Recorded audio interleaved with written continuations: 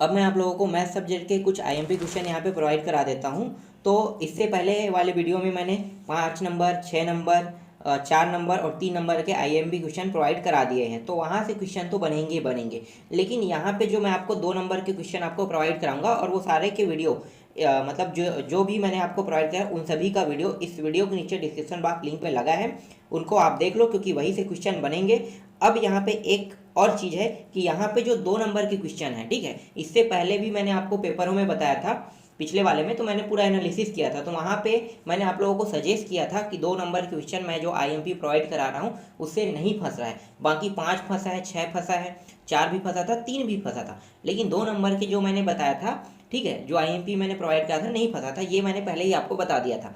तो गणित में भी ऐसा ही होगा, जो मैं यहाँ पे बताऊंगा इनमें से 1-2 क्वेश्चन आपको पेपर में देखने को मिल सकता है मुश्किल से, ठीक है, 1-2 तो सपोज मिल ही जाएगा, लेकिन बाकी जो है आपके एग्जाम में टोटल 2 नंबर के 5 क्वेश्चन आएंगे। हालांकि ये बहुत ही सरल रहेगा, क्योंकि जो टॉपिक से आना है वो टॉपिक क्या क्या है, वो टॉपिक है आपका बीजगणित है, ठीक है, बीजगणित से आना है, तो बीजगणित से 2 क्वेश्चन आएंगे।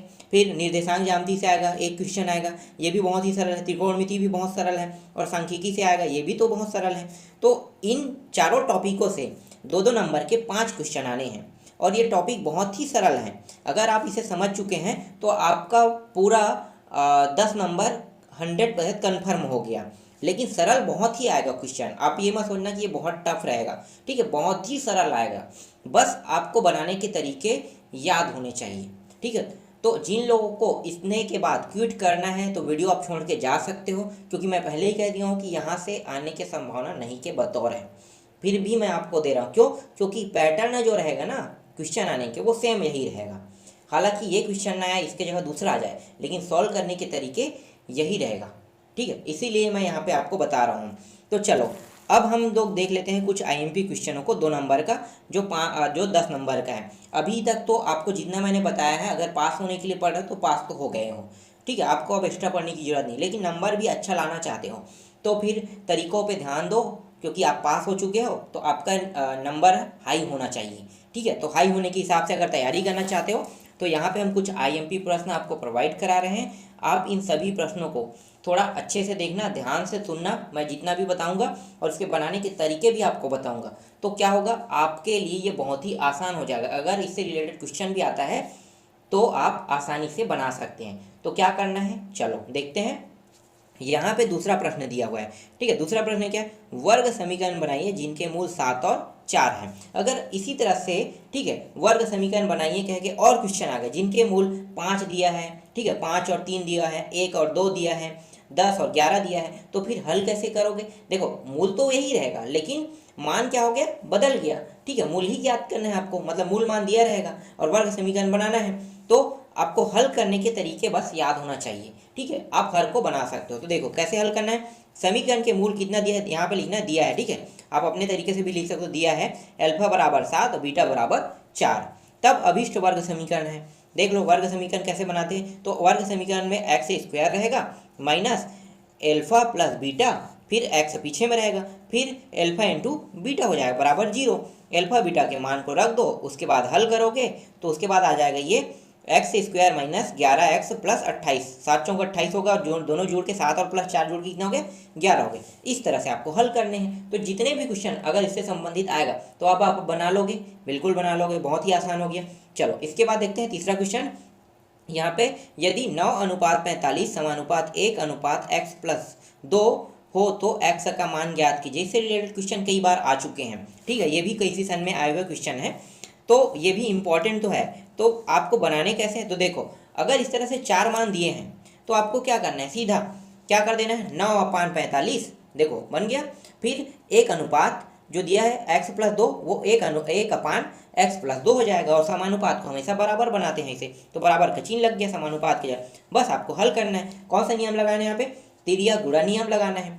मतलब 9 जो है वो x+2 के साथ गुणा होगा, और 1 जो है वो 45 के साथ। देख लो तिर्या गुणा हुआ, बस उसको क्या करना है, तिर्या गुणा कर देना है। तिर्या गुणा करने के बाद यहाँ पे आप हल करते जाओगे तो x का मान आ जाएगा, यहाँ पे 3 आ जाएगा। इस तरह से इसे हल करना है। तो जितने भी क्वेश्चन इस तरह से आएगा आप इसे आप आसानी से बना सकते हो, ठीक है।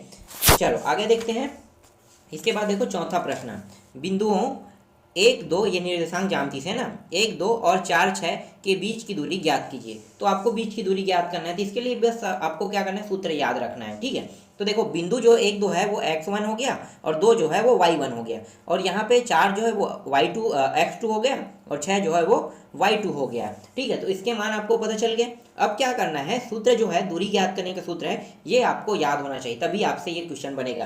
तो यहाँ पे सूत्र है x2 minus x1 under root के अंदर में ये, फिर इसका वर्ग प्लस y2 माइनस y1 और फिर इसका भी वर्ग हो गया। बस अब क्या करना है, वही मान को रखते जाओ, रखते रखते अंत तक कितना आ गया देखो, 3 तिया 9 और 4 16, दोनों को जोड़ोगे 25, 25 से अंडर रूट से अगर 25 को अंडर रूट से बाहर निकालोगे तो 5 गुणी 5 मतलब 5 बाहर आ जाएगा, तो यहाँ पे आ गया 5। इस तरह से आपको ये हल करने हैं।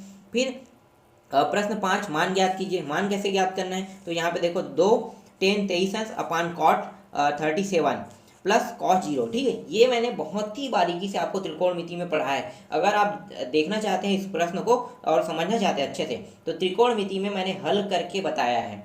तो इस क्वेश्चन को आप त्रिकोणमिति वाले टॉपिक में जाके देख सकते हो, ठीक है। मैंने पूरा मैथ्स में ये पूरा समझा दिया बहुत ही बारीकी से। तो इस क्वेश्चन को कैसे बनाओगे, यहाँ पे थोड़ा सा मैं आपको यहाँ पे बता देता हूँ, ठीक है, जिससे आप कम से कम अगर इसे बनाने के तरीके अगर आपको पता है थोड़ा भी, तो आपको थोड़ा सा और अच्छे से नॉलेज हो जाएगा। तो देखो यहाँ पे चाहे आप 23 को करो या फिर 64 को करो, दोनों में से किसी एक को हमें क्या करना है, बराबर करना है। तो बराबर करने के लिए आपको क्या करना है, चलो यहाँ पे मैं 23 को करता हूँ, ठीक है, 10 लिखा है, तो उसको मैं क्या करूँगा, कॉर्ड बनाऊंगा। कॉर्ड बनाने के तरीके क्या है, तो देखो यहाँ पे जब कॉर्ड करेंगे ना इसको, तो देखो क्या लिखा है, सिर्फ बाकी किसी को चेंज नहीं करना है, सिर्फ आपको 10 23 बस को चेंज करना है, ठीक है। तो 10 जो 23 है उसको चेंज करेंगे 90 माइनस 37। अब ये क्या बन जाएगा, 37 जो है ना वो कॉट 37 हो गया, ऑटोमेटिकली वो चेंज हो गया, चेंज होके क्या बन गया, कॉट 37 बन गया। आपको इसी तरह से हर प्रश्न में करना है, इससे रिलेटेड जो भी आएगा। और कॉस 0 का मान तो होता ही है, तो कॉस 0 का मान 1 होता है, तो हमने क्या कर दिया, यहाँ पे 1 रख दिया। अब यहाँ पे कॉट कॉट ऊपर नीचे से कट गया, 2 प्लस 1 कितना हो गया, 3 हो गया, आंसर आ गया। फिर छठवा देखो आंकड़े दिया हुआ है यहाँ पे, ठीक है। औसत ज्ञात करना है, ये बहुत ही आसान है, औसत ज्ञात करना है और समांतर माध्य दोनों एक ही था, मैंने पहले ही बताया था।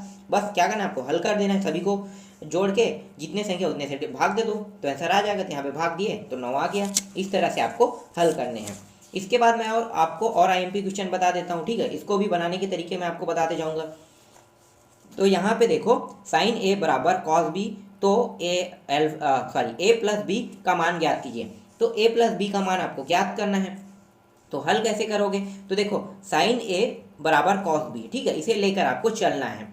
अब यहाँ पे साइन ए, ठीक है, अब कॉस जो बी है उसको मुझे बदलना है, किसमें, मुझे बदलना है उसे साइन कॉस बी में, ठीक है। सॉरी यहाँ पे 90 दिया ना, तो इसको क्या करना है, साइन साइन देखो दोनों से कट गया, ठीक है, साइन साइन काट दो। और जो बी वाला जो मान है ना, एक सेकंड मैं यहाँ पे शुरू से बताता हूँ, आपको ये समझ में नहीं आएगा। देखो दिया है साइन ए बराबर कॉस बी, ठीक है, कॉस बी को मुझे चेंज करना है साइन में, तो कैसे करूँगा, तो यहाँ पे देखो साइन 90 माइनस बी लिखूंगा। अब जब 90 माइनस बी लिखूंगा तो यहाँ पे साइन साइन क्या हो गया, कट जाएगा, दोनों में साइन हो गया, कट गया, तो बचा क्या, ए बचा बराबर 90 अंश माइनस बी। अब बी को इस पार ले आते हैं, तो ए प्लस बी बराबर 90 अंश, और ए बी का मान ही हमें ज्ञात करना है। तो ए बी का मान कितना आ गया, 90 अंश आ गया यहाँ पे। इसके बाद देखो नेक्स्ट प्रश्न क्या है, बिंदुओं, ठीक है, यहाँ पे भी बीच की दूरी ज्ञात करना है। सूत्र देख सकते हो, बीच की दूरी ज्ञात करने वाला सूत्र सेम है, कोई अलग तरीके से आपको हल नहीं करने, जैसे मैंने बताया था सेम वैसे ही हल करना है। तो ये भी आप आसानी से बना सकते हो। फिर यहाँ पे देखो 14 35 16 और x हो तो x का मान ज्ञात कीजिए। तो यहाँ पे आपको x का मान ज्ञात करना है। इसे कैसे हल करोगे, तो इसे हल करने के बहुत ही सामान्य मतलब तरीके हैं। बस क्या करना है, अपान अपान करके हल करना है। ये भी मैंने बताया था अभी आपको कुछ समय पहले, इससे पहले वाले में सेम टू सेम तरीके से आपको हल करना है, ठीक है। ये भी आपको समझ में आ गया होगा। इसके बाद देखो 5वां प्रश्न है, शेषफल प्रमेय से px बराबर 2x का वर्ग माइनस 3x प्लस 6 को x माइनस 2 से भाग देने पर शेषफल ज्ञात कीजिए।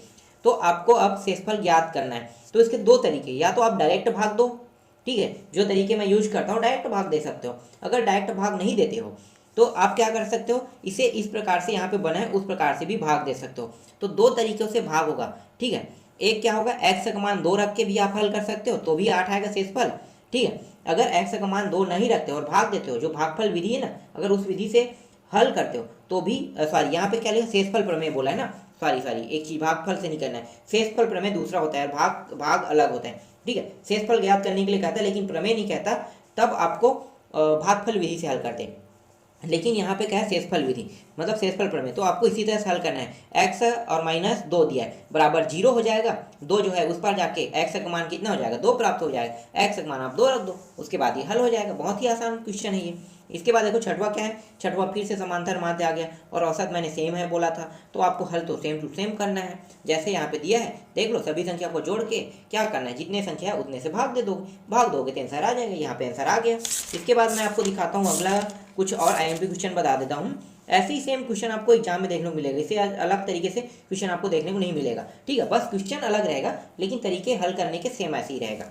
चलो आगे दिखाता हूँ। फिर देखो साइन 90 माइनस थीटा सेक दिया हुआ है, कॉस 90 माइनस थीटा कोसेक दिया हुआ है, का मान ज्ञात कीजिए। इसका मान कैसे निकालोगे, तो सीधी सी बात है, या तो आप सेक को चेंज करो या फिर साइन को। फिर पहले से यहाँ पे साइन थीटा दिया हुआ है, तो हम साइन थीटा वाले को चेंज कर लेते हैं, क्या हो जाएगा, कॉस बन जाएगा, और कॉस 90 माइनस थीटा जो है वो साइन बन जाएगा। तो देखो दोनों में कॉस साइन दिया है, ठीक है। तो यहाँ पे सेक जो है उसको अगर मैं चेंज करता हूँ तो 1/cos हो जाएगा। इसी तरह से यहाँ पे देखो कॉस दिया है, उसको मैं चेंज करता हूँ साइन में, 1/sin हो जाएगा। दोनों कट जाएगा, दोनों का मान 1 + 1 बचेगा और बराबर 2 प्राप्त हो जाएगा। इसके बाद देखो तीसरा क्या है, एक रेखा बिंदु 1, 2 और 5, 10 से गुजरती है, तो इसकी ढाल ज्ञात कीजिए। ढाल ज्ञात करना, ढाल ज्ञात करने का आपको सूत्र पता होना चाहिए। क्या होता है सूत्र, y2 - y1/x2 - x1 होता है। ये सूत्र ढाल का ही ज्ञात करने का सूत्र है। अगर ये याद है तो अभी आप बना पाओगे। तो कैसे हल करोगे, तो देखो आगे वाला जो है वो x1 और y1 है, और पीछे वाला 5 और 10 जो है वो y2 x2 और y2 है, ठीक है। तो यहाँ पे बस आपको क्या करना है, सूत्र याद है तो मान रख दो। तो y2 - y1 x2 - x1। तो देखो y2 का मान 10 है और y1 का मान 2 है, x2 का मान 5 और x1 का मान 1 है। हल करेंगे तो यहाँ पे 2 प्राप्त हो जाएगा। फिर यहाँ पे देखो चौथा क्वेश्चन, यदि भाजक 3x + 1 भागफल 2x - 1 शेषफल 4 हो, तब भाज्य ज्ञात कीजिए। तो भाज्य ज्ञात करना है, तो इसके लिए सूत्र देखो, सब चीज़ यहाँ पे पहले ही बता दिया है। तो यहाँ पे सिर्फ आपको भाज्य का सूत्र रखना है, भाज्य बराबर भाजक गुणित भागफल प्लस शेषफल। मानों को अपने अपने स्थानों पे यहाँ पे रख दो, तो भाज्य यहाँ से आसानी से निकल जाएगा। ये बहुत ही सबसे सिंपल ट्रिक यही है, ठीक है, भाग करने का। चलो ये आपको समझ में आ गया होगा। चलो आगे देखते हैं। इसके बाद है निम्न समीकरण निकायों के एक अद्वितीय हल के लिए के का मान ज्ञात कीजिए। के का मान ज्ञात करना है अद्वितीय हल के लिए, बहुत ही आसान है। a1/a2 बराबर b1/b2। अगर a1/a2 b1/b2 बराबर नहीं है तो वो मान क्या है, अद्वितीय हल है। अद्वितीय हल मतलब आप इस तरह से क्रॉस कर देना, ठीक है। इस तरह से आपको हल करना है, बहुत ही सरल क्वेश्चन है ये, आपसे बन जाएगा ये। इसके बाद है निम्नलिखित आंकड़ों का बहुलक ज्ञात कीजिए। बहुलक ज्ञात करना है, तो बहुलक कैसे ज्ञात करते हैं, तो जो सबसे अधिक बार आता है उसे हम बहुलक कहते हैं। सीधी सी बात है, अगर 2 नंबर क्वेश्चन में आएगा तो बहुलक आपको इसी तरह से निकालना है, जो सबसे अधिक बार आया हो। तो देखो कौन सबसे अधिक बार संख्या आया है, तो देखो 70 3 बार आया है, मतलब बहुलक क्या हो गया, 70 हो गया। सीधी सी बात, जो अधिक बार आते हैं उसे हम क्या कहते हैं, बहुलक कहते हैं। समझ में आया। इसके बाद कुछ और आईएमपी क्वेश्चन है, उसको भी मैं आपको दिखा देता हूँ। सेम इसी पैटर्न में आपको क्वेश्चन देखने को मिलेगा।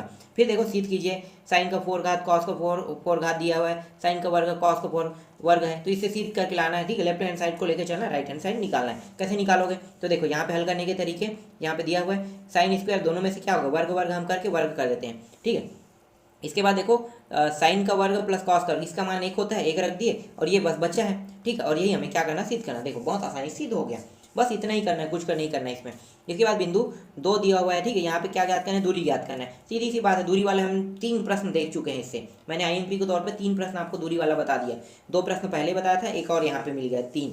तो आपको हल करने के तरीके क्या रहेगा, यही रहेगा। और देखो वही प्रश्न शायद दोबारा आ गए यहाँ पे। चलो आगे देखते हैं। समांतर श्रेणी 4 7 10 13 का 21वां पद ज्ञात करें। 21वां पद ज्ञात करना है, तो इसे हल करने के बहुत ही आसान तरीके, कौन सा, ये जो 4 है ना, ये प्रथम पद हो गया, और पीछे वाले पद में जब हम घटा देंगे आगे वाले पद को, तो क्या निकल जाएगा, सार्वंतर निकल जाएगा। डी का मान, तो 7 में 4 घटाओगे कितना आ जाएगा, 3 आ जाएगा, सार्वंतर भी निकल गया। एनवा पद कितना, मतलब एन का मान कितना है, 21 है, और उस इस 21वां जो पद है इसमें बैठने वाली संख्या का मान निकाल, मतलब कौन सा संख्या इसमें बैठा हुआ है ये निकालना है, ठीक है। तो देखो आपको हल कैसे करना है, तो यहाँ पे 21 a plus 21 minus D, 21 minus 1 कोष्टक बंद और डी, ठीक है। यहाँ पे मानों को रख दो, तो उसके बाद यहाँ पे आ जाएगा टोटल, जब हल करोगे तो 64। तो 21वां पद में कौन सा मान बैठा है, 64 बैठा है। बहुत आसान है, निकल गई जी। ये सबसे सरल क्वेश्चन है ये सभी के सभी। फिर वर्ग समीकरण एक्स स्क्वायर माइनस 11x बराबर 0 को हल कीजिए। ये क्या हल करना है, तो देखो दो ही संख्या दिया हुआ है, अब इसे क्या करोगे, गुणनखंड करना है, सीधी सी बात है। ऐसे प्रश्नों में कुछ नहीं लिखा है, मतलब क्या है, गुणनखंड करना है। तो देखो ऐसे क्वेश्चन में काफ़ी कंफ्यूज करता है। कैसे कंफ्यूज करेगा कि देखो आप क्या करने लग जाओगे, इस 11 को तोड़ने लग जाओगे, ठीक है, दो भागों में, लेकिन तीसरा मान तो दिया ही नहीं है, तो क्या करोगे, दोनों में एक्स तो दिया है ना, तो दोनों से एक्स को उभयनिष्ठ निकाल लो। उभयनिष्ठ निकालोगे तो बचेगा क्या, एक्स माइनस 11 बचेगा। इसे दूसरे कोष्टक में लिख लो, एक एक्स का मान 0 ऑटोमेटिकली प्राप्त हो, क्यों, क्योंकि उसके साथ कोई संख्या नहीं है, लेकिन दूसरे के साथ क्या है, x माइनस 11 है, तो एक x का मान क्या निकल जाएगा, माइनस है, मतलब वो प्लस में आएगा, प्लस में होता है तो माइनस में आता है, तो x का मान यहाँ पे माइनस में, इसलिए x बराबर 11 हो जाएगा। तो x के दो मान में एक मान 0 और एक मान 11 निकल गया। समझ में आइए, ठीक है, चलो आगे देखते हैं। निम्नलिखित आंकड़ों की माध्यिका ज्ञात कीजिए, ठीक है, माध्यिका ज्ञात करना है। अब देखो माध्यिका ज्ञात करने का तरीका क्या है, अगर सम है तो उसके सूत्र अलग रहेंगे, विषम होगा तो अलग होगा। तो देखो यहाँ पे क्या है संख्या, देखो यहाँ पे जो संख्या है वो है 7 है, तो इसलिए क्या होगा, इसलिए यहाँ पे जो है ना, यहाँ पे टोटल अगर 7 है तो n का मान अगर मान लो 7 आया है तो इसके लिए विषम वाला लगाना है। तो विषम वाला देखो माध्यिका n+1/2 व पद, ठीक है, तो यहाँ पे हल करोगे तो यहाँ पे आ जाएगा 22 आ जाएगा, ठीक है, तो इसका आंसर क्या हो गया, 22 हो गया। समझ में आया, ये चौथा पद में कौन सा बैठा है, 22 बैठा है, लेकिन यहाँ पे क्रम सही नहीं है, ठीक है, तो यही चीज़ आपको निकालना था। तो इस तरह से मैंने आपको कुछ IMP प्रश्न प्रोवाइड करा दिया, तो आपके 2 नंबर के क्वेश्चन अब बन जाएंगे, 3 नंबर क्वेश्चन बन जाएगा, 4 का भी बन जाएगा, 5 का भी बन जाएगा, 6 का भी बन जाएगा। और मैंने जो 4, 5, 6 में जो बताया ना, वहाँ से फिक्स है फंसना क्वेश्चन, वहाँ पे तो जो भी बताया